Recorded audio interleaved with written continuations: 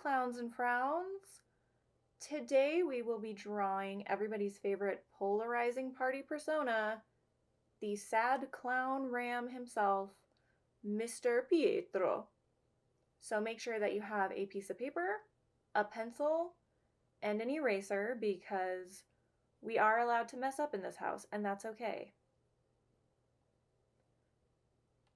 So to get started, we're just going to have a very small existential crisis about what's to happen.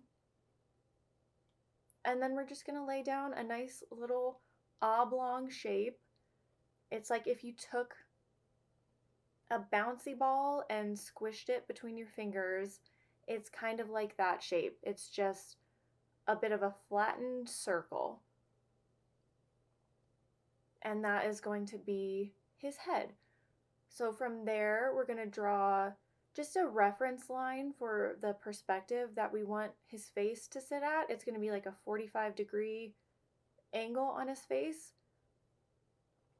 Then for the body, it's a very similar shape to the head, just a little bit smaller, that same kind of squished circle shape. And I want the head to be like comically large. Like I want them to look cartoonishly, freakishly large head because I think it's very cute. So there we have the body and the head, and the body is kind of sitting underneath the head. Then for the horns, we are just going to draw kind of like a round-ish shape to give the perspective that it's on the side of his head, and then it's going to get more circular, more round towards the outside, and just it's kind of like a swirly shape. So if you just draw kind of like a spiral, you're pretty much there. And then make the spiral come to a point, and that's the pointed part of his horn. And then over here, since it's going to be sitting more in space, it's just like a half of a circle and then just kind of like a rounded triangle shape that comes to a point. If you can kind of see, so now you can see like the silhouette shape of the horn on his right side. And then I'm just making these kind of curved lines that follow the perspective of the horns because his horns are two different colors. And so I am just planning out where those colors are going to go, all while giving them some perspective still, because they're going to wrap around the round shape of the horn. Now here I'm just mapping out where the frills, the fluff around his head is going to go. Again, just following the perspective that we already laid out. And then down here is just going to be the frills on his body, just kind of like bringing them down to a rectangular shape. For his arms, they're just two cylindrical shapes that start a little bit wider towards his body and then taper down to be a little bit more narrow towards his hand, as you can see. And they are just like, you can put these at any type of angle or shape that you want. I just want him to have a little bit of a flourish, so they're kind of angled, they're rounded out to make it look like he's lifting his arm because he's going to be holding an object on this side. And then on this side, on his left side, he is just kind of holding his balance. It's just for flourish, just to enhance the silhouette of the character. And then these little, his like clown necklace, I don't know what to call that, but they're just two triangles that meet at another one of those oblong shapes, like his head or his body. Everything is pretty much just like a squished circle on this character. Now the frills on his body, the wool on his body. I don't know what these are supposed to be. They kind of look like confetti or streamers, but obviously because he's an animal, that is not what they are. So with these, you just want to do a nice kind of half circle, and then to layer them, you want to make sure that the point meets the rounded part of the one above it. If you can kind of see what I'm talking about, you don't want them to line up perfectly, because then you're not going to get a very good taper or layering effect, because one is supposed to be beneath the other. And so I find if you offset them like that, it gives that effect a little bit more realistically. And his legs are similar to his arms, just kind of little cylindrical shapes that are rounded at the bottom. And because this leg is lifted up, we're going to force the perspective a little bit by making it kind of shorter and rounder. And that gives the effect that it is tucked behind him. Now, for an object that he was holding, we could have gone in a lot of different directions, but I thought, why not keep it classic, keep it clown, and have him holding a cute little balloon, keep it on brand with the August firework update, summer update. He's a clown, here's a balloon.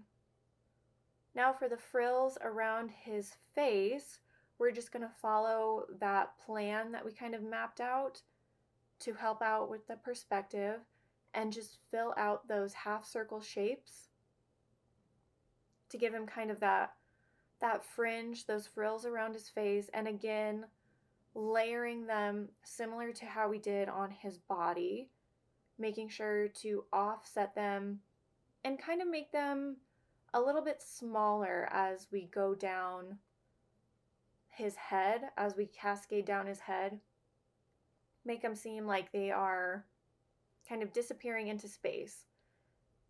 Now his eyes, again, are that same oblong, squish circle shape, just turned on its side.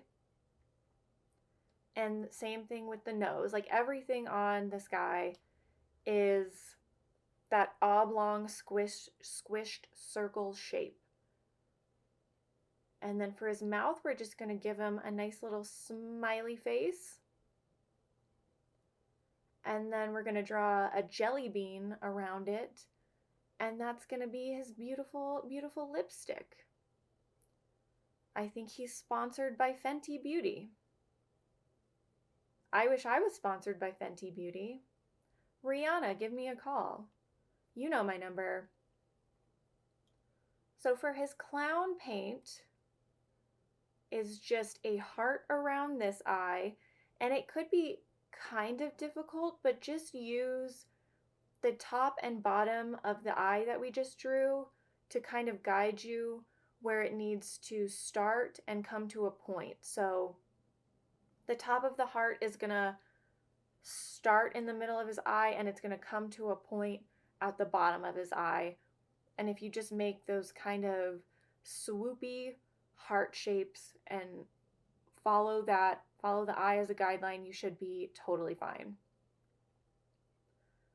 Now what I'm doing here is just kind of solidifying the lines that we put down. When you first are trying to get an outline or a general idea of the character, you don't want to press too hard.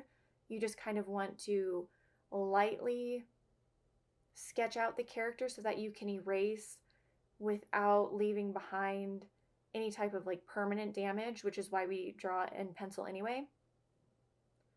And then if you need to erase something like this body line that I'm about to erase, it's going to go away and we won't be able to see it. But since we solidified those other lines, those are going to remain, and we don't have to worry about getting rid of information that we want to keep, and we don't have to worry about keeping information that we want to get rid of. So that's why the solidifying of the lines and just going over them a little bit, pressing a little bit harder than you did before. That way we can erase the pigment off of the page the graphite off of the page and still leave behind a little mark of what we need to see. And then that makes it easier to go over it with your colors and not have a very defined outline, but you can still see the confines in which you're working, if that makes sense. So now we're just attempting to draw a straight line, which is impossible. I guess I could have used a ruler, but that's no fun. We're trying to do freehand, and I think any type of imperfection just gives your drawing more character. It gives it more life. Like, I don't like when things are too perfect.